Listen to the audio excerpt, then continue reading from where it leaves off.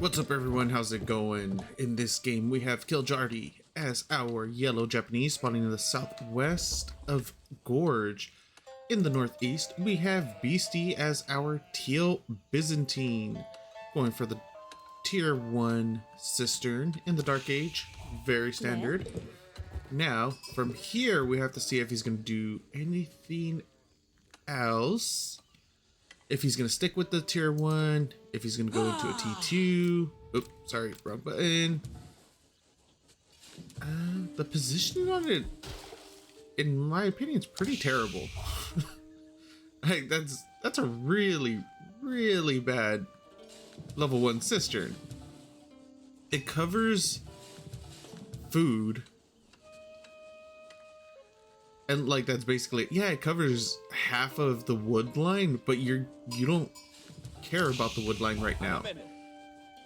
The only thing that you really need is the gold and the food. He has an extremely good position right. If you wanted to place it about here, yeah, about right there, he'd get food stone and gold. So 3 out of the 4 resources he would need. And keep in mind that the tier 1 has been buffed as well from 5% to 10%. So it makes a huge difference. Where is it called? Irrigated. With the most recent patch on the 30th. So it's been about a week now. It'll be a oh no, on the 31st. So it's been a week today since the patch has released. I kind of want to do an overview on it. Let me know what you guys think down in the comments below. But yeah, I do not like this level 1 cistern placement whatsoever, especially since he's not going for a level 2. Like, he actually would have had the age up already if he placed the cistern up here. Instead, he's gonna be off by an additional 15 seconds, 20 seconds potentially. Yeah, he has more than enough food. He doesn't have enough gold, and a lot of that does have to do with the fact that his cistern placement was off to the side. But this, of course, could lead into future proofing his base essentially. So keep in mind that the Grand Winery also did it didn't get a buff, it got a quality of life change. A lot of people do call it a buff, but it's not. It's a quality of life change, and that's that it counts as a mill now as well, so you are able to get your upgrades from there. And don't get me wrong, that's absolutely massive, because that's something that we've wanted since the game not since the game release, since the patch, the DLC released. There you go. About, well, has it been now 4 months now? Wow, has the patch actually been out for 4 months? Back in November, right? November, December, January, February. So no, about 3.5 months now. Wow. Okay. Yeah, it just didn't make any sense why it didn't count as a mill. Like, it really didn't. But anyways, so it does count as a mill now. The placement is really strong on it. That's probably why he ended up going for the cistern placement that he ended up with. That way it would be connected to the Grand Winery, switch it over to Dialectus, and get those upgrades out a little faster. But at the same time, Dialectus did get nerfed. It's no longer crazy fast like how it was before. When you hit level 5, it used to be what was it, 250%? Now it's 150%. Second cistern coming down, age up, and we do see, let's say, the switch over to Dialectus, which is 30% faster. Wheelbarrow coming through now as well. So the Byzantines have become a lot better, especially in the early age. They got a massive buff. I didn't mention this, but it is going to be the Kura storehouse for our Japanese player, almost finishing up right now. Doesn't look like any kind of 2TC play, anything of the sort. It's going to be 1TC, most likely into Fast Castle. Does have 5 villagers on wood. that doesn't really tell much. Upgrades coming through for both players. But yeah, I really like this patch so far anyways. I really haven't played too much of it. I've been more of a spectator this time around. I want to see what people are up to, see what they're doing, any kind of heavy potential, and more than anything, just the possibility of what these buffs and nerfs have actually done. I've seen far fewer Jeanne d'Arc players, that's for sure. Byzantines about the same. Japanese have been kind of all over the place in terms of their play. I have been seeing more Buddhist than Shinto, which is quite surprising. I'm not entirely sure if they're just trying to figure it out, see what the Buddhist monks are able to do, or if it's actually trying to transition into that type of meta. I still think that the Shinto shrine is a lot better, or the floating gate is a lot better than... Ooh, we are getting some aggression coming out. 2 Lamentini out right now with the mercenary house as well, going into the Western contract. We'll be getting those longbows, start applying some of that pressure. Blacksmith in the back of this, going for a feudal timing. Beasty is going for a feudal timing. This is going to be pretty strong considering our Japanese seems like he's going to be going into, or was attempting to go into, a fast castle. Still could potentially go for it. It shouldn't be that difficult to hold this as long as he gets a few samurai out, potentially a few geisha as well. And there it is, floating gate. How much wood does he have? He doesn't have enough wood yet for his samurai, or for his mounted samurai. Offensive outpost attempting to come up. Geisha will be able to make quick work of the Lamentini, and keep in mind that the Lamentini did get nerfed as well. Their shield wall no longer reduces range damage by 50%. It's been reduced down to 40%, which I am 100% fine with.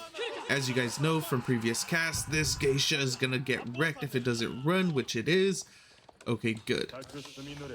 I am all for incremental nerfs and buffs.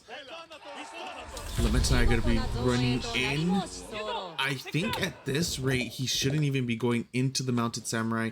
He needs to just throw it into the barracks and start spamming out as many regular samurai as he can. Don't go for the mounted, just swarm with regular samurai and geisha. You're in castle, you can make the armored units. There's no reason to go into mounted, especially after scouting so many Lamentini. So as I was saying, there was some mild nerfs to the Lamentini, and I love incremental nerfs buffs. Once you start going into, if they were to reduce it from like 50% to 25%, that would absolutely be terrible. Even if they went 50 to 30, I would not have liked that at all. I think that would potentially kill the unit and the role that it covers. But going 10%, that's fine. That's because now we could tell if it actually was that game changing, or if the 10% wasn't enough, then we know it was that game changing. If it's more than enough, then just leave it as is. Once you start going 50, like I said, 50 to 30, 25, no, that completely just destroys a unit. And now we are getting some scouting from Beasty, trying to figure out where the secondary gold is coming from. The geisha are going to be going into the back line, trying to cut off whatever reinforcements he can. Kiljardi has already lost 3 geisha, 4, and will be getting the 5th and 6th killed off as well. Meanwhile, Beasty rotating down to the southern side of the map. He will be able to scout out the secondary gold. Oh, does he though? Yes, he does, and doesn't see any villagers, so he does back off. Meanwhile, the outpost over here at the main gold has been erected. finished off.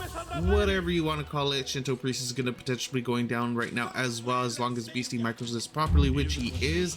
And I'm not entirely sure why we are getting... yeah, this does not look good for Kiljardi whatsoever. He's down to 18 gold, and that's it. He has to pull all his villagers. Does it have a manga down placement? No, it's obviously not. He's in feudal. Haha. He has no gold, or down to 18 gold, and that's it. He's getting pushed off of his food. He's running very low on food, or sheep under his TC.